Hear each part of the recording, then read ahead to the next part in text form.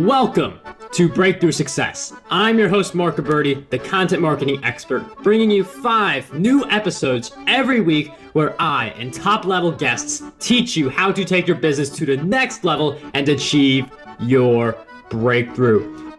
Hello, Breakthrough Success listeners. I just wanted you all to know before the episode actually starts, I've been working a little bit behind the scenes to give you something really special. So a while ago, I wrote my book, Content Marketing Secrets, which helps people create, promote, and optimize their content for growth and revenue. And I just put the finishing touches together to offer that for free to anyone who is interested. So if you want your free copy of Content Marketing Secrets, all you have to do is head over to markroberti.com/book. Now, let's jump right into the episode. We all only have one life, and within that life, we have the opportunity to pursue a career path that we set for ourselves. And one of the most exciting careers is the creative career, where you are pursuing your passion, you are building it into a brand and generating multiple streams of income. So we're going to talk about how to embrace your creative career and to grow your visibility in that area in this episode. So today's guest is the designer behind the jewelry brand Lucid New York, which she started after leaving her Wall Street career. And that collection has gone on to be sold in over 100 stores all over the world. They've been featured in places like People StyleWatch, Vogue, and Cosmopolitan.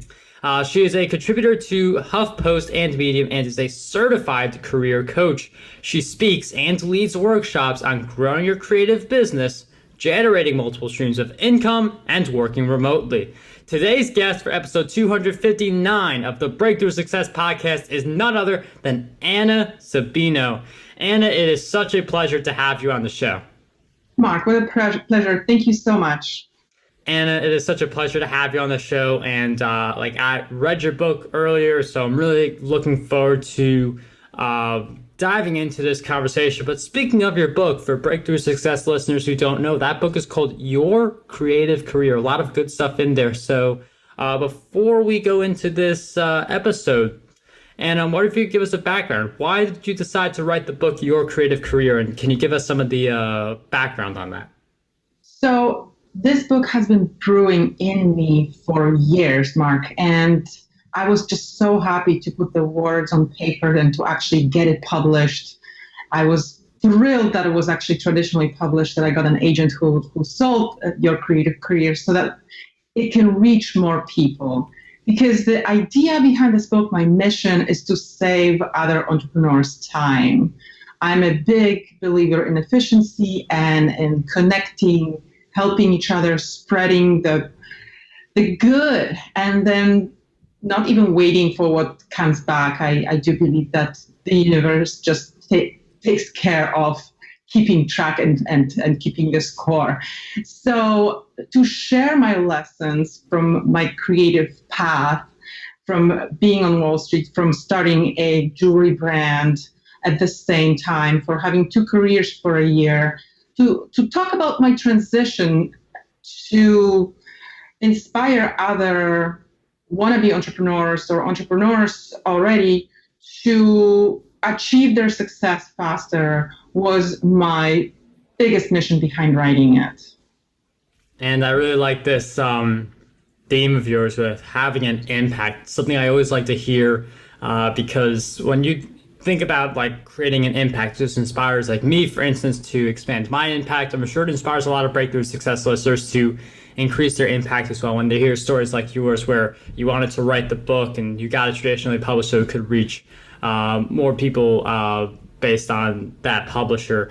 And one of the things that you talked about in your book, or you talk about a few visibility tactics, like 5 different ways that we can gain visibility, things we should be doing when we're starting at zero, and we're starting at like no audience. And one of those things that you mentioned I really like, and I want to talk about this a little more, is shipping out a massive amount of content. And I'm wondering how we can go about doing that because like schedules are different. Sometimes they can get crazy. So how can we be able to continuously ship out a massive amount of content? Well, content creation is the hot topic, and you are an expert in that, Mark. So definitely creating massive amounts of content and just being out there connecting with our audience is the key to any business. I would say before even thinking of starting a business, I would just already start creating content and connecting with our avatar, with our audience, and seeing what's in. Because if we create in solitude, there's nothing good that can come out of it. So many creators think that they will just save everything for the launch, and they create just being hidden in solitude. They don't want to share anything with anyone. And that's not what the modern creativity is about. That's not the key to success right now.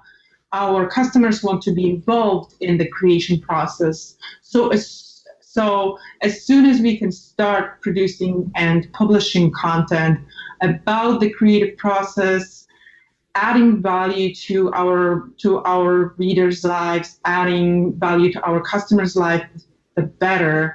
And to keep it consistent, I'd say discipline and falling in love with the actual process instead of thinking about the results. Because if we're waiting for getting this amount of followers, that amount of followers, that can be discouraging. But just creating and posting. Somebody wrote a post about 300 pieces of content that we will get visible after publishing 300 pieces of content. It takes a while. But self-discipline is one of the main entrepreneurial traits I'd say that we all have to make it. And self-discipline, I mean, like, that's important all around. It's one of the most important things that we can develop as entrepreneurs and just as people in general. And I really like how you say to focus more on the journey, learn to enjoy it, because if you focus on the numbers, you don't feel like you're heading there yet, it could get really discouraging. So just focus on the journey, focus on the process. It's information you hear a lot, but it's something that is very true. And I feel like one of the things that like when you focus on the numbers, it can get a little discouraging to do work. You get into something called creative block in a situation like that where you feel discouraged or something else happens. And creative block is something very real where like you know you have to create content, but maybe you're stuck. Maybe it's something where you're not, you know you have to do the content, but you're not necessarily creating it. So how exactly can we combat creative block? It's all about quieting these voices that we all hear. And it's all about knowing that we all hear these voices of, does it make sense to keep going? Are you really good enough? Maybe I should stop now. It doesn't bring any results. So these voices will be always in our heads. I mean, they show up in celebrities. They show up in beginners. They're there. They're there in us. They're definitely in me. So being mindful and being in charge of these voices, quieting these voices, is a skill that we have to keep developing. There are certain ways that we have to constantly work on. It's not that it's going to disappear and we're going to be healed. We're going to be renewed. We're not going to have this issue anymore. So there are dealing with the voices, dealing with procrastination, having a self-discipline. These are the joys, if you want to call that, of the joys of being an entrepreneur. These are the territory that entrepreneurship comes with. So I would say just constant work on developing techniques to have the creativity within you, to be strict with yourself. There's a wonderful book by Cal Newport, The Deep Work. And it's really helped me a lot to just focus on what we have at hand, to work with what we have, and to, if we have half an hour a day, we can write a book within a few months, definitely.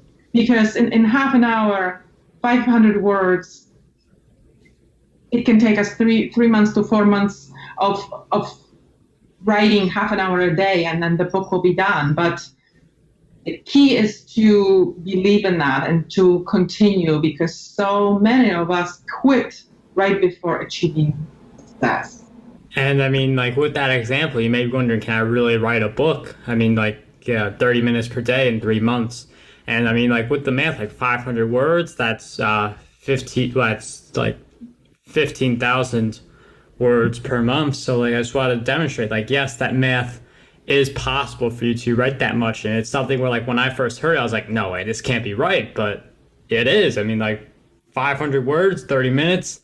You're not asking a lot. And of course, just talking about books, but this applies to like blog posts, this applies to videos, any kind of content that you are creating. So definitely something to think about. I mean, like 30 minutes per day, that's a book in 4 months. It's all about how we use our time. And part of being able to get those kinds of results where you're able to publish a book like Anne has been able to, like I've been able to, and like other people have been able to, is having a complete immersion in your work. And one of the stories I really loved in your book is you have a story of Michael Phelps, who said like one day off is 2 days wasted, because that's how much he said it takes. It takes 2 days to get back to where he was if he takes a day off. And then you mentioned that he has like the complete immersion, that philosophy which he gets from his coach. So how can we have complete immersion in the work that we are doing? Well, a lot of budding entrepreneurs or people who want to get on that path, they have a different idea of what hustle and hard work, especially at the beginning, really means. I just literally finished a coaching call with a client of mine who wants to get more traction on Instagram, and I gave him an example. I gave him an example of my other client who got from 500 followers to 60,000 in a year. And how did she do that? She was engaging every hour for 10 minutes every day for a year. I mean, and that sounds mind-blowing. And she was also posting content, but there is no shortcut to achieving greatness, to get where we want to get. And anybody who tries to sell us how to get 100,000 followers in a few months or so, these are all bots. These are all followers that don't engage. I kept asking creators over and over, those who John Lee Dumas and other podcasters, and I would like to know your opinion, Mark. Like, to me, we basically have to get audience one by one by one. Do you agree? I don't know if you have any shortcuts here. I haven't found any. No, it's a lot of work. I mean, like this podcast, like we are at like 259. So like there are no shortcuts. You're just creating a lot of content, reaching out to a lot of people, no true shortcut to it. And I mean, I really like the idea that we're enforcing it. Like there are no shortcuts. I mean, there are some ways to get to where we're going faster, but that usually comes in the form of putting in more work than what you're currently putting in. So like what someone from the outside may see as a shortcut is just a lot more hustle going into the process, because like it is a path which like the only shortcut I can really see is like having a coach or something like that. But the people who look like they're taking the biggest shortcuts are the ones who are truly hustling the hardest. And one thing I want to tap upon during this episode is that with the creative career, one of the strengths is that you are able to have multiple streams of income, while with a job, like some people like think it's stable, but you primarily have one source of income. If like you get laid off or something like that, your job, then that source of income disappears. But the creative career, you do have multiple streams of income. I'm wondering if you could share with us how it can start to develop multiple streams of income, reliable ones for what we're doing, because like I understand like you have 5 different ways to make $10 per month, but how do we develop some like big multiple streams of income? I would say becoming a teacher at something is very important, and let's not think about it as becoming an expert.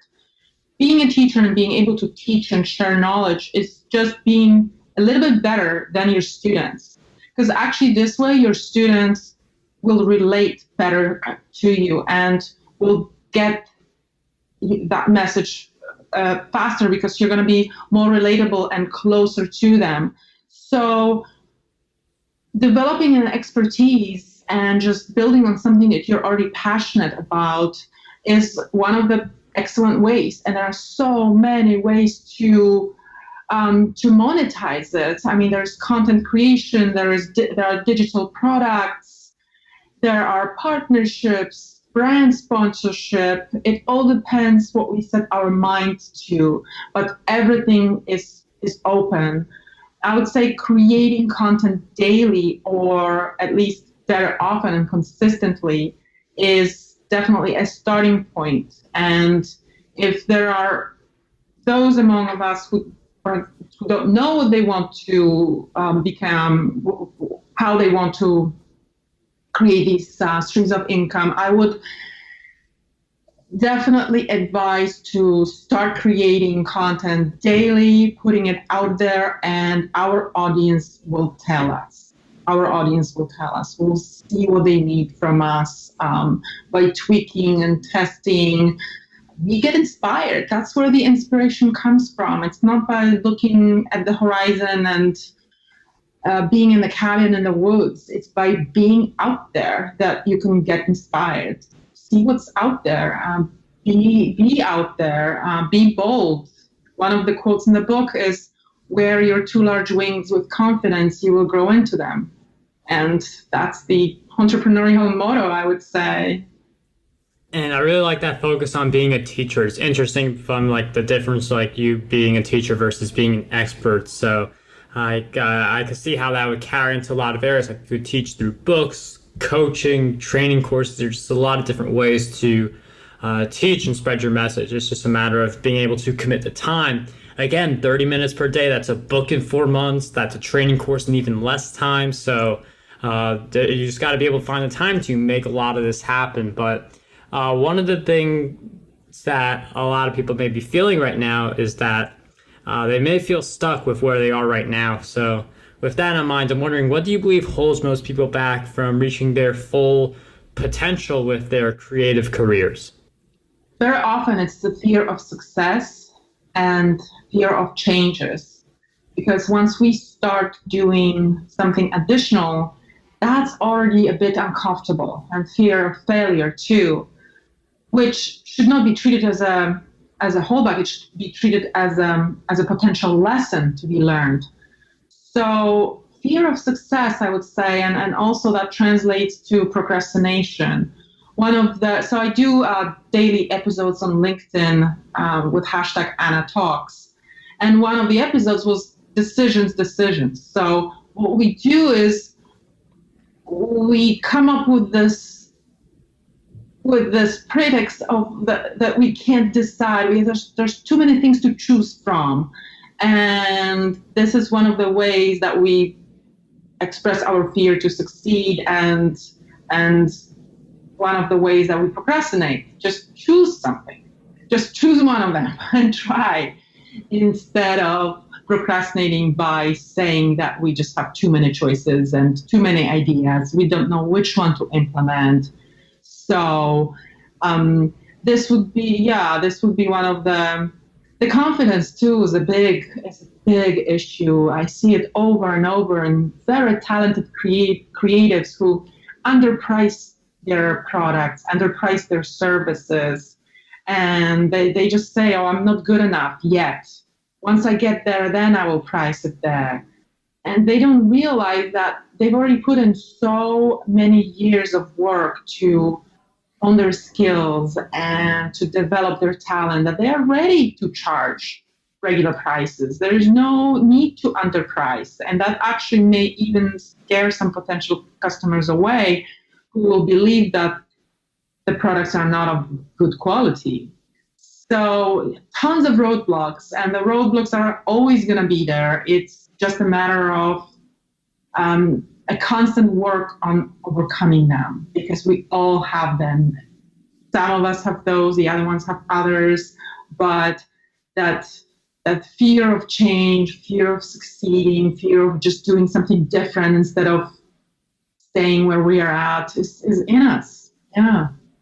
I mean, you raised a lot of good points of what holds a lot of people back. One of the themes I saw there was mindset, the way we think about ourselves. Like if we believe in our ability, then we're gonna eventually get to the finish line as long as we keep going. But if we don't believe in ourselves, it's just not going to happen. So a lot of it, I mean, I saw the mindset there. I also saw how we have so many different options. You just gotta eventually grab one of those options, say, okay, I'm gonna start here. I'm gonna take action here, and we'll see how this goes. So there's a point where you got to look at all these opportunities and just pick the one or two or maybe even three that you're going to focus on. So a lot of great insights in there. And one of the questions that I also want to ask, because like with any journey, like there are certain challenges along the way. So can you share with us one big challenge that you faced in your journey and a powerful lesson you learned during that challenge?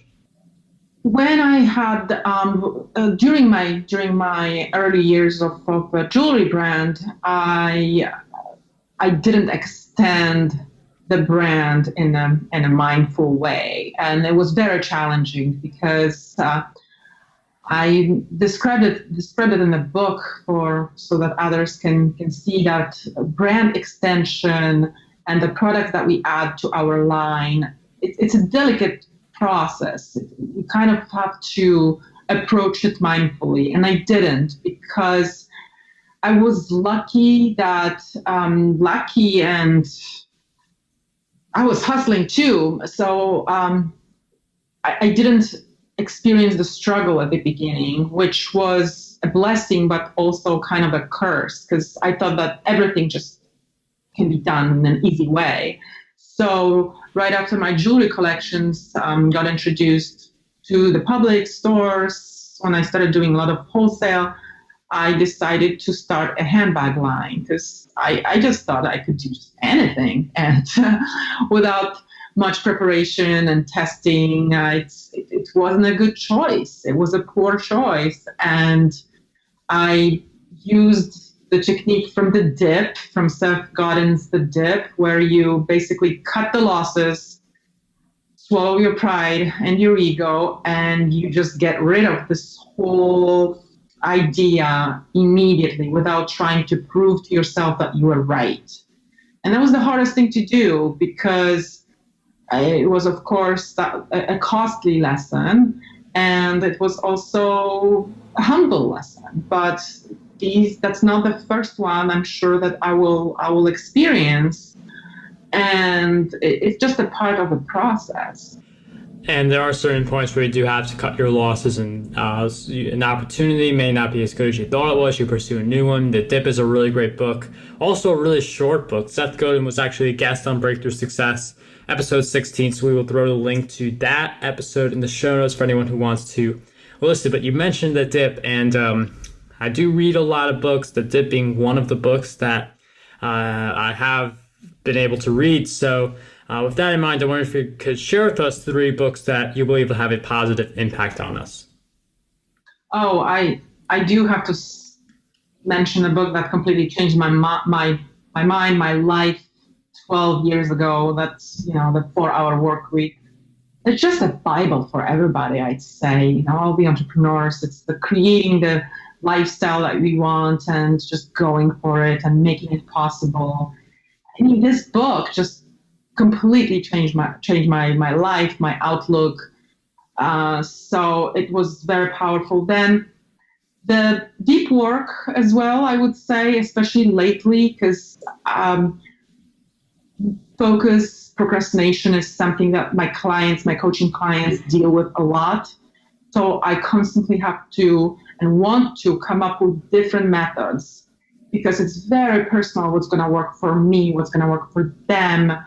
So that was very interesting to just expand and to read more about how to achieve that deep work, because it's so precious, so valuable. If we have the right focus, we can get stuff done in just a few hours per day.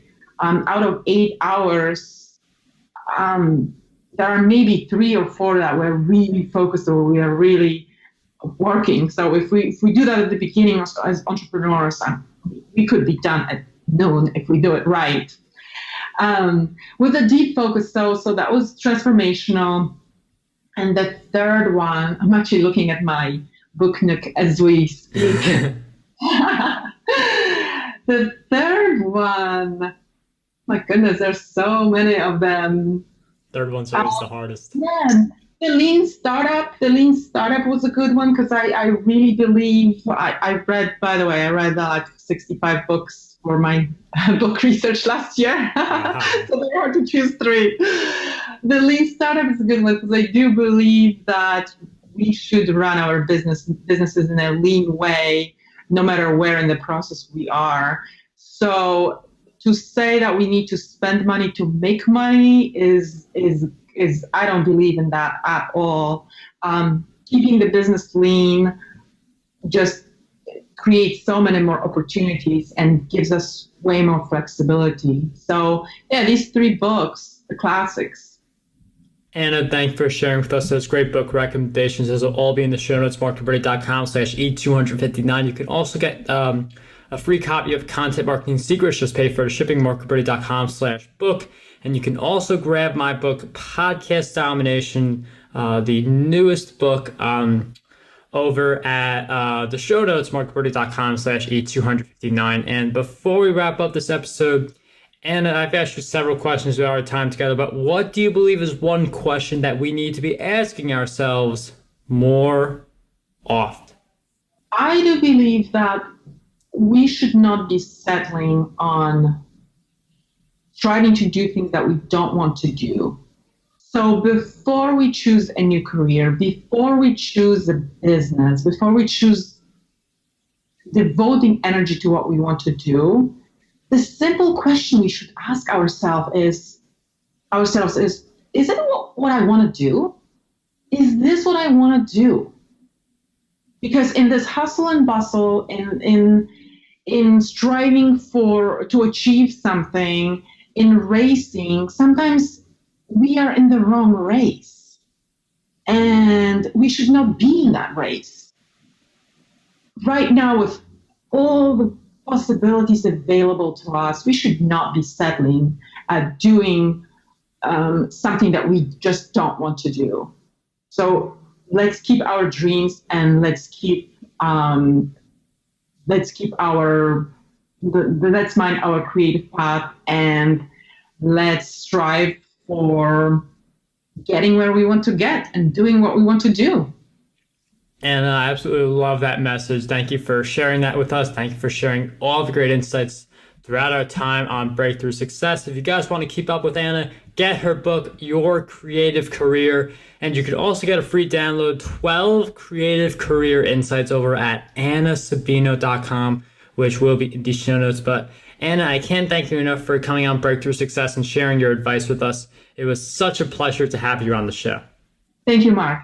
How does over 100 retweets per day sound to you? My free ebook, 27 Ways to Get More Retweets on Twitter, has you covered. I use the methods within this ebook to get over 10,000 retweets every single quarter. To learn